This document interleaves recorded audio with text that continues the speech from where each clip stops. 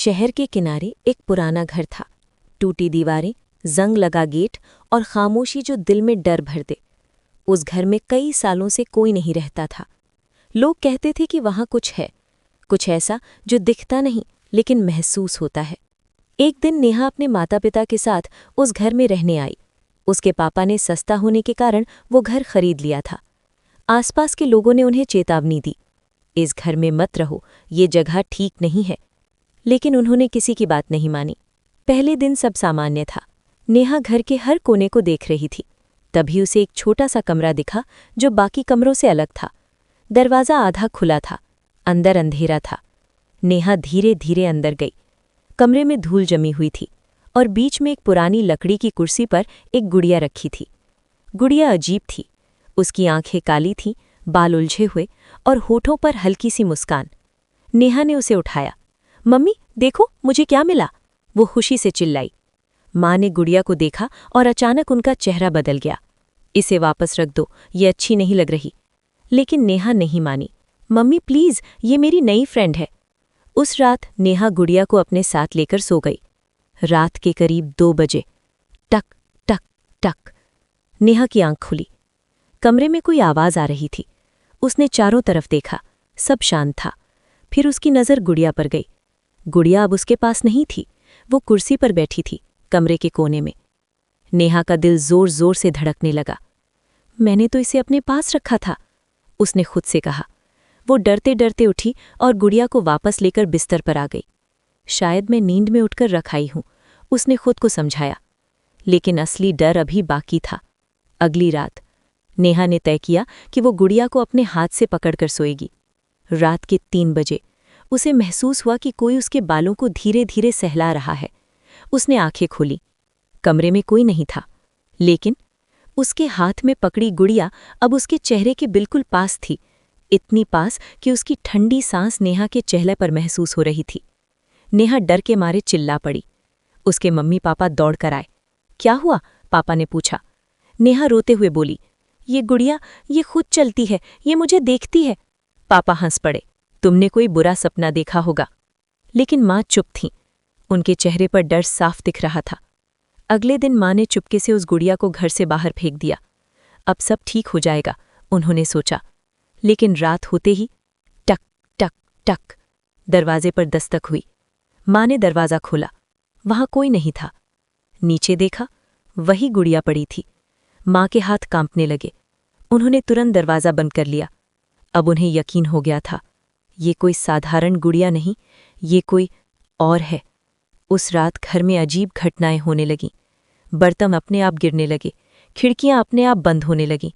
और सबसे डरावनी बात, नेहा की हंसी जो उसके कमरे से आ रही थी। लेकिन वो हंसी नेहा की नहीं थी। माँ पापा दौड़कर उसके कमरे में गए। नेहा बिस्तर पर बैठी थी और उसके सामने वो गुड़िया रखी थी। नेहा धीरे धीरे हंस रही थी। मम्मी, ये मेरी फ्रेंड है, ये अब यहीं रहेगी। उसकी आवाज़ बदल चुकी थी। अचानक गुड़िया की आंखें चमकीं और उसके होठ हिले। अब ये घर हमारा है। माँ चीख उठी। पापा ने तुरंत नेहा को उठाया और घर से बाहर भागे। अगले दिन उन्होंने एक तांत्रिक को बुलाया। तांत्रिक ने घर में कदम रखते ही कहा, ये गुड़िया नहीं, एक आत्मा का घर है। उसने बताया कि कई साल पहले इस घर में एक छोटी लड़की रहती थी। वो बहुत अकेली थी।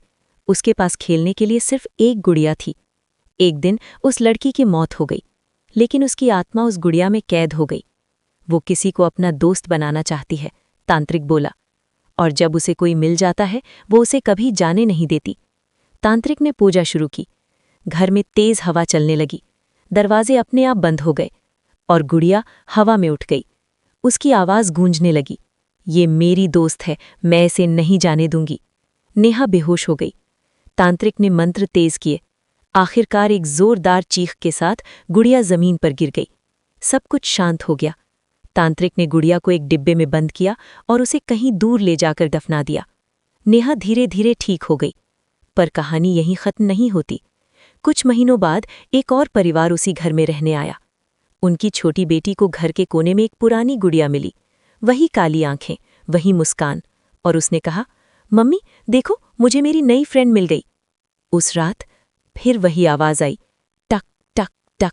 उस रात टक टक टक दरवाजे पर दस्तक फिर से गूंज उठी। नई बच्ची जिसका नाम आर्या था अचानक उठकर बैठ गई। उसकी आंखें आधी खुली थीं, जैसे वो पूरी तरह जागी नहीं थी। कौन है? उसने धीमी आवाज में पूछा, लेकिन जवाब में सिर्फ वही आवाज आई, टक टक टक। आर्या धीरे धीरे बिस्तर से उतरी और दरवाजे की तरफ बढ़ने लगी। उसकी मम्मी दूसरे कमरे में सो रही थी, उन्हें कुछ भी सुनाई नहीं दे रहा था। आर्या ने दरवाज़ा खोला। दरवाजे के बाहर कोई नहीं था, लेकिन जमीन पर गीले पैरों के निशान थे, जैसे कोई अभी अभी अंदर आया हो। आर्या मुस्कुराई। तुम आ गई? वो वापस मुड़ी, और तभी ढप, दरवाज़ा अपने आप बंद हो गया। कमरे में अचानक ठंड बढ़ गई। गुड़िया बिस्तर पर नहीं थी, वो धीरे धीरे जमीन पर खड़ी थी, और उसकी गर्दन धीरे धीरे आर्या की तरफ घूम रही थी। कर्क कर्क। उसकी आंखें अब पहले से ज्यादा काली हो चुकी थीं। आर्या ने हाथ बढ़ाया, चलो खेलते हैं। अचानक गुड़िया ने उसका हाथ पकड़ लिया। उसकी पकड़ बर्फ जैसी ठंडी थी, लेकिन बहुत मजबूत। आर्या की मुस्कान अचानक गायब हो गई। छोड़ो, मुझे छोड़ो। लेकिन अब बहुत देर हो चुकी थी। गुड़िया की आंखों से काला धुआं निकलने लगा, और वो धुआं धीरे धीरे आर्या के शरीर में घुसने लगा। आर्या चीखने लगी, मम्मी बचाओ। उसकी मम्मी दौड़ते हुए कमरे में आई, लेकिन जो उन्होंने देखा वो उनकी जिंदगी का सबसे डरावना मंजर था। आर्या हवा में उठी हुई थी, उसकी आंखें पूरी काली हो चुकी थीं, और उसके सामने वो गुड़िया हवा में तैर रही थी। दोनों की आवाज़ एक साथ गूंज रही थी, अब हम अकेले नहीं हैं। माँ के हाथ से पानी का ग्लास गिर गया। ये क्या है? अचानक सारे शीशे टूट गए, खिड़कियां जोर जोर से बंद होने लगीं, और कमरे में वही पुरानी हंसी गूंजने लगी। माँ ने डर के मारे आर्या को पकड़ने की कोशिश की, लेकिन एक अदृश्य ताकत ने उन्हें पीछे फेंक दिया। अब ये मेरी दोस्त है, आवाज आई, तुम इसे मुझसे नहीं ले जा सकती। अचानक लाइट चली गई, पूरा घर अंधेरे में डूब गया, और फिर सब कुछ शांत हो गया। जब लाइट वापस आई, आर्या जमीन पर पड़ी थी, बेहोश, और गुड़िया फिर से कुर्सी पर बैठी थी, जैसे कुछ हुआ ही नहीं।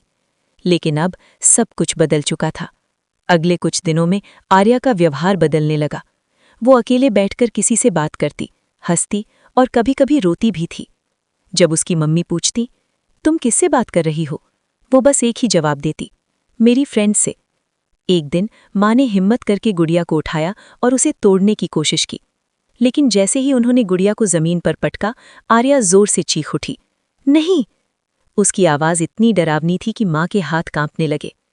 आर्या की आंखें फिर से काली हो गईं, और वो धीरे धीरे बोली, अगर इसे चोट लगी तो मैं भी नहीं बचूंगी। माँ समझ गईं, अब ये सिर्फ गुड़िया नहीं रही, ये कुछ और बन चुकी है। उस रात माँ ने चुपके से घर छोड़ने का फैसला किया।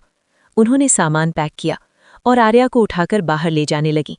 लेकिन जैसे ही वो दरवाजे तक पहुंची, दरवाज़ा अपने आप बंद हो गया, और पीछे से वही आवाज़ आई, कोई नहीं जाएगा। माँ धीरे धीरे मुड़ी। गुड़िया अब उनके पीछे खड़ी थी, और इस बार उसकी ऊंचाई एक इंसान की जितनी हो चुकी थी।